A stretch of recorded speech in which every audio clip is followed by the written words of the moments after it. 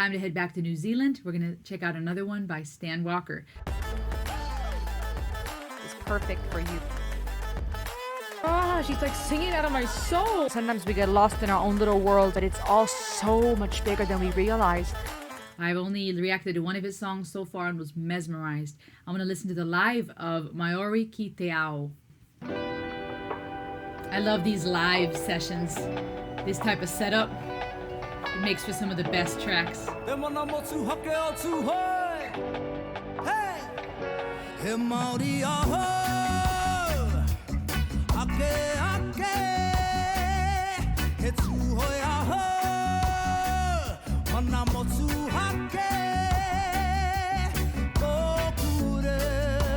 The rasp in his voice.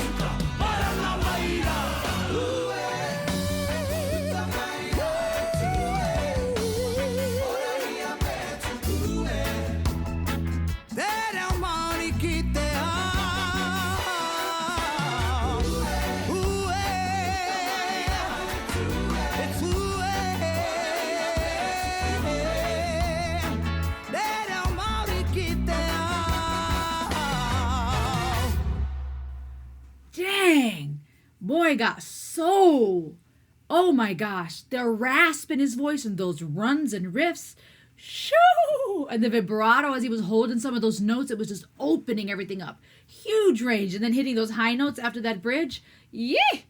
I love the reggae in this one. I love how it just brings in that island feel. It just really touches beautifully with the genre fitting to honoring New Zealand, fitting to honoring the Māori. I love that this song was in Māori. And I love, and this is why I think this channel is perfect for this type of stuff, that things like movies and music are really bringing the world to the rest of the world.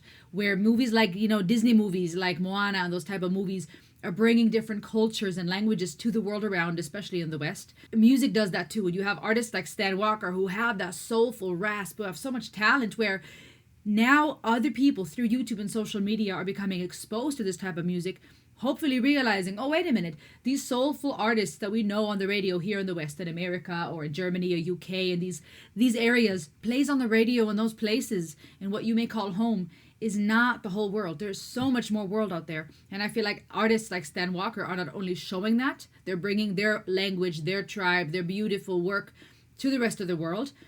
they're doing it in a artful, fun way. This song is catchy. I mean, it's, even if you don't speak Maori, I feel like this is just the perfect song to just jam in your kitchen to and play while you're driving somewhere. A feeling of freedom, of honor and pride in your heritage. But it's also bringing his culture and language and keeping it alive. And I think that's so critical. Realizing how sad it is, or how final it is when an animal, for example, a species goes extinct.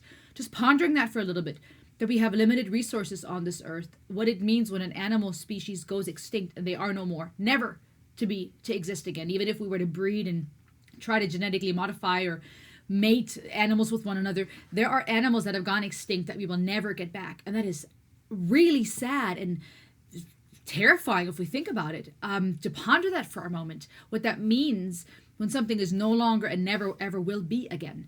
And the same goes for us people when we ponder death, when we ponder our legacy. And I think it also goes for culture and languages when you reflect on what it means if a language completely goes extinct, or a people group is swallowed up by another and never to be seen or found again, right? That's why Native Americans, even in North America, take pride in showing us that they are still here. They're not extinct. They are still here, very much so.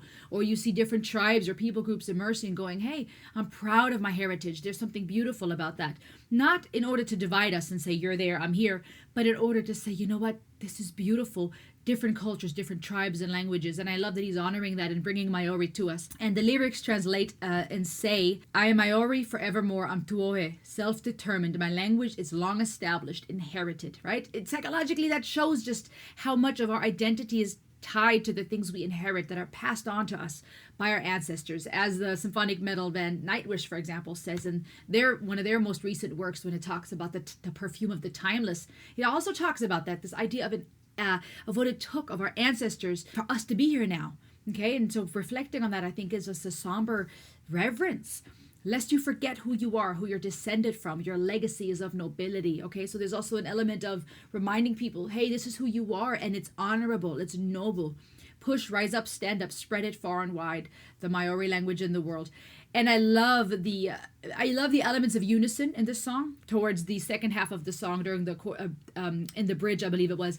I love how they were singing in unison, but in various octaves. That the bass line, I think the lady was singing the same notes, one octave higher, if I recall correctly, but it was a beautiful layering, absolutely beautiful, to then switch back to harmonies, and then him improvising, ad-libbing, and giving us those high notes back to that rasp and the fullness. Crazy. To then have a little bit of that call and response, every gospel, soulful, beautiful. Wasted indeed our noble language would be, merely left idle. The language like a flame ignites the enduring fire of the soul. It is armor that shields, fostering true potential. And it's powerful that they went into the, what is it again? The Haka, when they brought in those elements of Haka into the bridge. Armor that shields us, fostering true potential. Taking action is to live, to hesitate is to die. Rise, stand up, be upright. Beautiful concept and powerful song, and the lyrics worked well with that reggae and the power that he was singing this with. This was amazing.